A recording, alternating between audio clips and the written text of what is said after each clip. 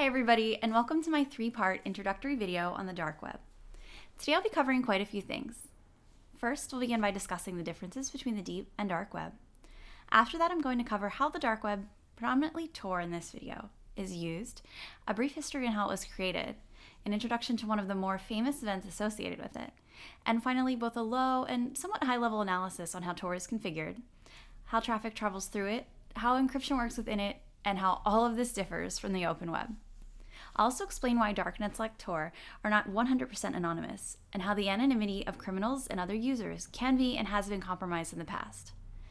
Exciting times ahead, so get comfortable and listen up, and hopefully you'll walk away with some shiny new knowledge on the dark web. People often confuse and use the terms deep and dark web interchangeably. However, there is a considerable difference between the two. For starters, the deep web consists of anything that is not indexed by your standard public search engine. Google, Bing, Yahoo, etc.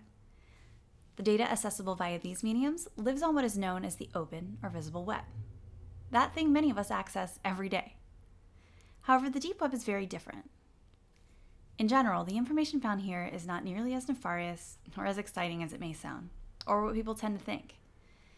The deep web consists of many things which may be considered uninteresting to most internet users, such as the term paper you have stored on Google Drive, non-publicly posted social media interactions with your grandma, court records, or corporate internet systems, which, while some of these may contain private or sensitive information, much of this data is likely uninteresting and not the least bit top secret.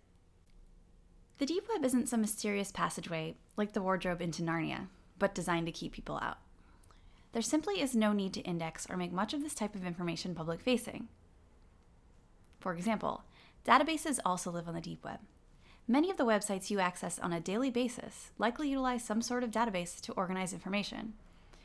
And this information can vary from something as innocuous as a collection of political survey responses to the much more sensitive user login hashed and salted passwords, and far too often clear text passwords and other personally identifiable information, also known as PII, about site users. On another note, sites that don't protect themselves against certain types of database attacks run the risk of this information being obtained or leaked by an attacker. It may not seem like such a big deal.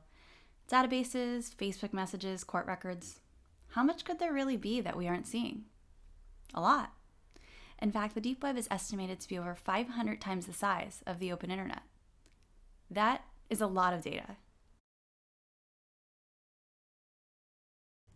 The dark web is a component of the deep web, consisting of darknets. The content hosted on the dark web requires special software or browsers to be accessed. This is why the terms deep and dark web cannot be used interchangeably. The dark web is merely a small but very important piece. Tor, I2P, and Freenet are the most widely used darknets, Tor being the leader in size and popularity. Many of you may know that the dark web often comes with it a reputation for criminal activity. However, darknets like Tor can also be used by people living in hostile nations. Tor can allow them to circumvent firewalls and access websites, which have been censored by radical governments. Like Facebook. Yes, even Facebook has a .onion address. And historically, it has been blocked via national firewalls in an attempt to prevent free speech. You may notice in this example that the top-level domain for this address is .onion, as opposed to what you may be more accustomed to seeing, like .com. .onion indicates that it is hosted on Tor and cannot be accessed via a standard browser. Go ahead, give it a shot.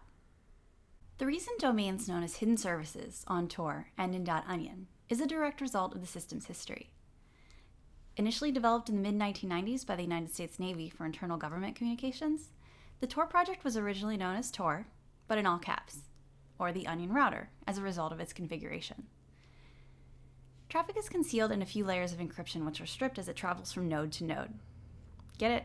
Onions, layers? Anyhow, back to how this possibly can be used for good.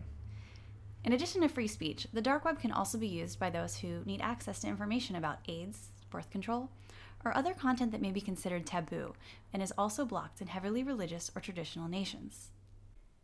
It can also be used by law enforcement for anonymous tipping and sting operations. The military can still use it for hidden services, and human rights activists, whistleblowers, and journalists, or others living and working in what are known as internet black holes, can all use Tor. Organizations like the Washington Post and Amnesty International have also jumped onto the dark web bandwagon. In the case of the Washington Post, you can now contact and submit information via what they have deemed secure drop. Users wanting to communicate with the publication in a discreet manner can submit the content via secure drop, which can be accessed via the Tor browser at their .onion address.